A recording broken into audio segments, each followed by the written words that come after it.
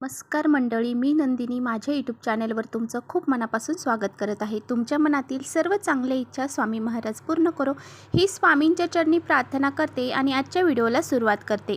तर पहा, उद्या आहे 14 जानेवारी आणि या दिवशी आहे भोगी। त्याचबरोबर पहा, सोमवारी 15 जानेवारीला आहे मकर संक्रांती। तर पहा, हा इंग्रजी महिन्यानुसार वर्षातील पहिला आणि सर्वात मोठा सण मानला जातो।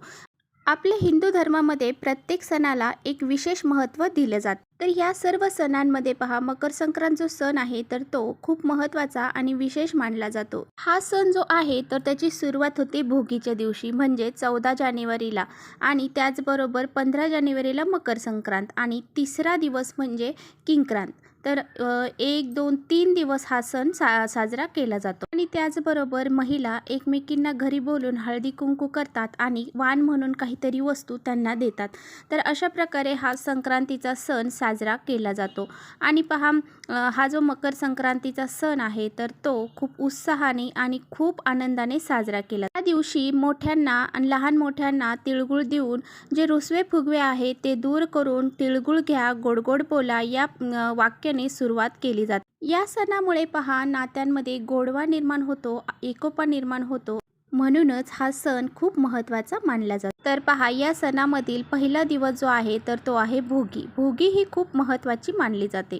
तर पहा, भोगी या शब्दाचा अर्थ असाही होतो की भोग लावणं म्हणजे आपण देवाला नैवेद्य ठेवणं आणि त्याचा दुसरा अर्थ देखील होतो आपण आपल्या आयुष्यामध्ये कुठल्या जन्माचे भोग भोगत आहे असं देखील आपण म्हणत असतो। पहा, दुसरा अर्थ हाच आहे की आपल्या जीवनातील जे भोग आहेत तर ते भोगणे म्हणजेच त्यामुळेच पहा, भोगी हा दिवस जो आहे तर तो आपल्या जीवनातील जे काही भोग आहे, जे काही दुःख आहे तर ते दूर करण्यासाठी खूप महत्त्वाचा दिवस मानला जातो।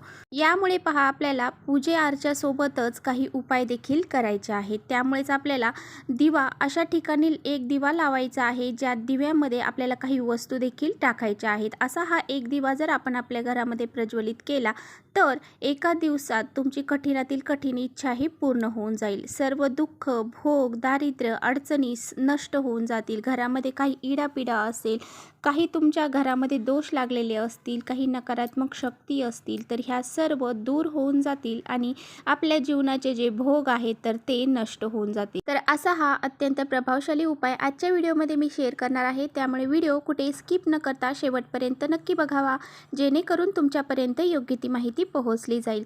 तर तुम्ही जर आपल्या चॅनलवरती नवीन असाल तर चॅनलला सबस्क्राईब करा आणि अशीच माहितीपूर्ण व्हिडिओ पाहण्यासाठी बेल आयकॉनलाही प्रेस करा, म्हणजे माझ्या नवीन व्हिडिओचे नोटिफिकेशन तुम्हाला मिळेल आणि तुम्ही एकही व्हिडिओ मिस करणार। तर पहा, प्रत्येकाच्या जीवनामध्ये काही ना काही भोग हे आपल्याला भोगावे लागतात। माझ्यापासून ते तुमच्यापर्यंत बऱ्याचशा लोकांच्या जीवनामध्ये असे काही भोग असतात ते आपल्याला भोगावे लागतात आणि पहा, काही अडचणी असतात त्यांना आपल्याला सामोरे जावे लागते।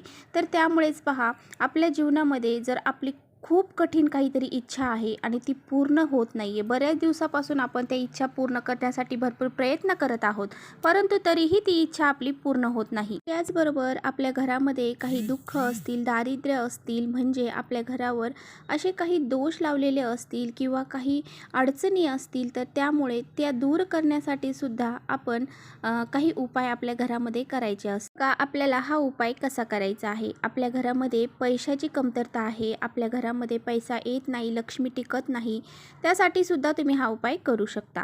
तर आपल्याला गव्हाचं पीठ मळायचं आहे, घट्ट असं गव्हाचं पीठ मळायचं आहे। त्या पिठामध्ये आपल्याला मीठ टाकायचं नाही आणि आपल्याला दिवा तयार करायचा आहे। कणकेचा एक दिवा आपल्याला या पिठापासून तयार करायचा आहे। तर पहा, आपल्याला हा दिवा तयार केल्यानंतर एक प्लेट घ्यायची आहे, त्या प्लेटमध्ये हा दिवा आपल्याला ठेवायचा आहे आणि त्या दिव्यामध्ये आपल्याला मोहरीचं तेल घालायचं आहे। आता बघा, जर आपल्याकडे मोहरीचं तेल नाही, त्यासाठी काय करायचं, तर तुम्ही जे कोणतं तेल असेल ते तेल टाका आणि त्यानंतर त्यामध्ये आपल्याला चिमूटभर पिवळी मोहरी टाकायची आहे। आता पिवळी मोहरी ही तुमच्याकडे नसेल तर मसाल्याच्या पदार्थामध्ये आपल्याकडे पहा, काळी मोहरी आपण तडका मारण्यासाठी वापरतो, ती जरी घेतली, ती जरी चिमूटभर टाकली तरी चालेल, परंतु आपल्याला थोडीशी मोहरी त्यामध्ये टाकायची आहे। आता पहा, हा दिवा आपल्याला प्रज्वलित करायचा आहे आता त्यामध्ये आपल्याला लांब कापसाची वात घालायची आहे आणि 2 वातींची एक वात करून आपल्याला त्यामध्ये घालायची आहे आणि तो दिवा प्रज्वलित करायचा आहे. आता हा दिवा प्रज्वलित केल्यानंतर आपल्या जीवनातील जे संकट आहे, दारिद्र्य आहे, जे काही भोग आहेत आपले, तर ते दूर करण्यासाठी काही 2 वस्तू आपल्याला त्यामध्ये घालायच्या आहेत. पहिली वस्तू आहे ती म्हणजे काळे तीळ. तर पहा, काळे तिळाला भोगीच्या दिवशी अतिशय महत्त्व दिलं जातं. काळे तीळ हे नकारात्मकता दूर करण्यासाठी अतिशय महत्त्वाचे मानले जातात आणि त्याचे काही उपायसुद्धा भोगीच्या दिवशी केले जातात. काळे तिळाचा उपाय जर आपण केला तर आपल्या जीवनामध्ये जे पितृदोष असतो तो सुद्धा दूर होऊन जातो आणि त्याचबरोबर आपल्या जीवनामध्ये सुखसमृद्धी निर्माण होते. यामुळेच आपल्याला ह्या दिव्यामध्ये काळे तीळ चिमूटभर टाकायचे आहेत. त्याचबरोबर ह्या दिव्यामध्ये आपल्याला चिमूटभर हळद देखील टाकायची आहे.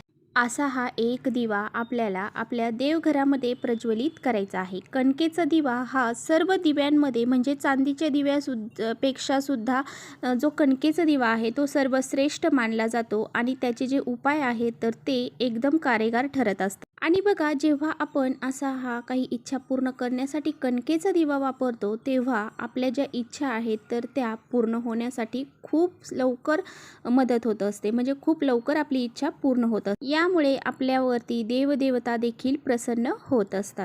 तर पहा, हा उपाय करताना हा दिवा आपल्याला कुठे लावायचा आहे, तर आपल्याला सकाळी सकाळी लवकर उठायचं आहे, सर्व लवकरच स्नान करायचं आहे आणि स्नान करताना सुद्धा काही वस्तू आपल्याला अंघोळीच्या पाण्यामध्ये टाकायच्या आहे. त्याच्याबद्दलचा व्हिडिओसुद्धा आपल्या चॅनलवर येणार आहे, तो आल्याच्या नंतर आवर्जून नक्की बघा. तर बघा, आपल्याला सूर्यदेवांची पूजा देखील करायची आहे. सूर्यदेवांना आपल्याला अर्घ द्यायचा आहे. या दिवशी सूर्यदेवांची पूजा करण्याला खूप सारं महत्त्व आहे, त्यामुळे आपल्याला सूर्यदेवांना अर्घ द्यायचा आहे. सूर्यदेवांना अर्घ देताना आपल्याला एक तांब्याभर पाणी घ्यायचं आहे, त्यामध्ये लाल चंदन टाकायचं आहे आणि त्यामध्ये आपल्याला थोडेसे काळे तीळ टाकायचे आहेत, थोडेसे लाल फुलं आपल्याला त्यामध्ये टाकायचे आहेत आणि लाल कुंकू असेल आपल्याकडे ते सुद्धा आपल्याला त्यामध्ये टाकायचं आहे आणि ह्या पाण्याने पहा आपल्याला सूर्यदेवांना अर्घ द्यायचा आहे. तर तुम्हाला जर जमलं तर यामध्ये शमीपत्र सुद्धा टाकून तुम्ही सूर्यदेवांना अर्घ देऊ शकता.